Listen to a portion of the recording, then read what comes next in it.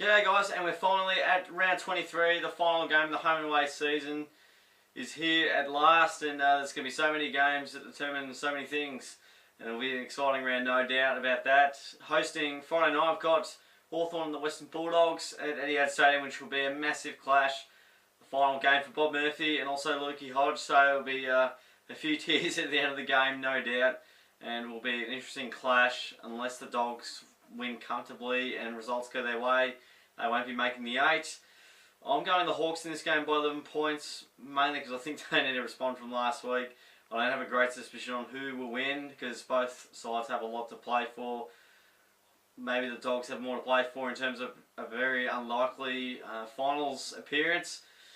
I think the Hawks, out of pure pride, will get it up for Lukey Hodge. He's been an absolute champion, but look, I couldn't really tell you who's going to win there. Both have been probably reasonably disappointing this year, it has to be said.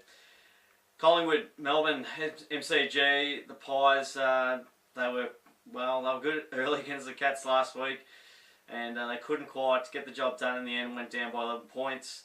And Melbourne, they got the job done over the Lions by 13 points in a pretty scrappy game. Come to the end of it, they came back a little bit late, the Lions, so I'm going to tip Melbourne by 20 points here. They got the Pies last time. I think they're travelling pretty reasonable at the moment. It was Jack Watt's goal, interestingly enough, that put them in front and sealed the deal. So, look, I think Melbourne purely have a lot to play for. Collingwood will give them some troubles, no doubt, but I think the Demons should get the win here, and I'm going to tip them to get across the line here.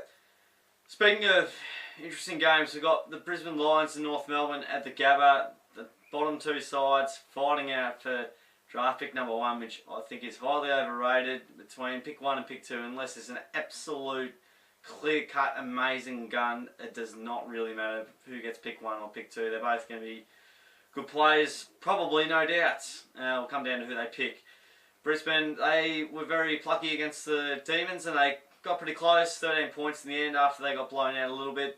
And North Melbourne went down to the Saints by 49 points, and a pretty tough day at the office there. I'm going to tip the Lions by 17 points, mainly because it's at home and no real reason other than that. So I think they've been travelling pretty well of late, I have to say. Their form stacks up pretty nicely. They've been competitive against teams. North haven't really shown much for quite some time, and I'll have no choice but to tip Brisbane on this one. Sydney and Carlton at the SCG to wrap up the last game there. And the Swans, they were pretty alright against the Crows. They got the job done by 3 points, all set up from their big start against Adelaide and Adelaide. And the Blues, well, they were very plucky as well, getting a 7-point win in very impressive circumstances, getting underneath the skin of Sicily. Did a very good job there and invaluable in getting the win. Sydney at home for mine, 44-point winners. I reckon they've been in amazing form, and they were 0-6. Yeah, I've heard it all year. I'm sick of everyone saying they were 0-6, and now they are whatever. So Sydney, much better side, have to win here. Even though Carlton did get them early in the year at the G, Sydney too strong for mine. A big clash we got here, Simmons Stadium, Saturday night, Geelong and GWS. This will be one for the ages, no doubt. Geelong, they went great against Collingwood, but got the win, and that'll be important for them to potentially get a top 2 finish if they can win against the Giants. And GWS, look, it was a close game against West Coast, and they got the margin in a little bit, and it's still a reasonably close finish in the end, winning by 21 points. I'm going the Cats by 9 points. I haven't really tipped Geelong much of late with the form they've had and the sides they've come up against, which in the past have given them troubles, and key personnel out. Hawkins back in, Duncan back in. It's very tough down the highway. I think we've only lost to the Giants once, I believe. We haven't lost to them at Simmons with the 2 games we played there. And actually no, and a draw, which early in the year we had 3 debutants without Selwood. We won't have Selwood this week. Be very tough, but I think even though GWS are in better form, I think we just played the ground way too well. Lost 8 games there in 11 years apparently, so I reckon us just be very close, could go either way, and could be a repeat game potentially the week after.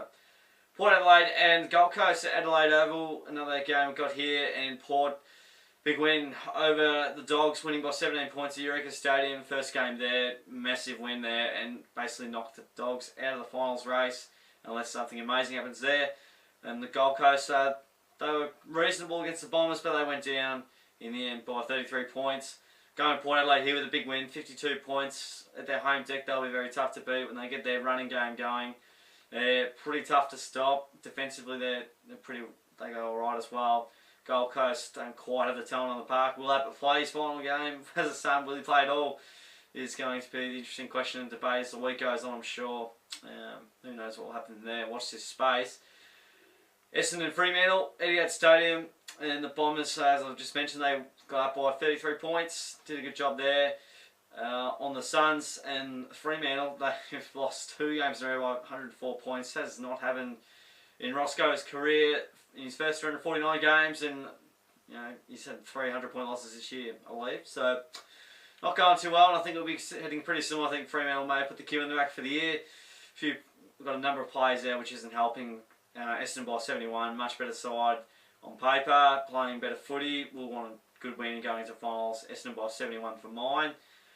Richmond and St Kilda at the MCG, another fitting game we've got here. The Tigers, a massive win, as I said. 104-point winners over the Dockers. Amazing circumstances in the last game at Domain Stadium for the Fremantle. And St Kilda, a good 49-point win over North Melbourne.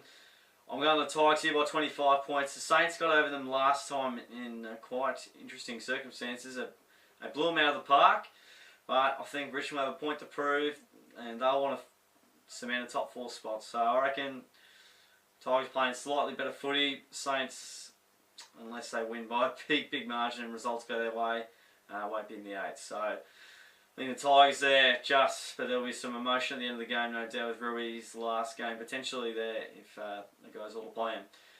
The final game for round 23 of season 2017, home and away season.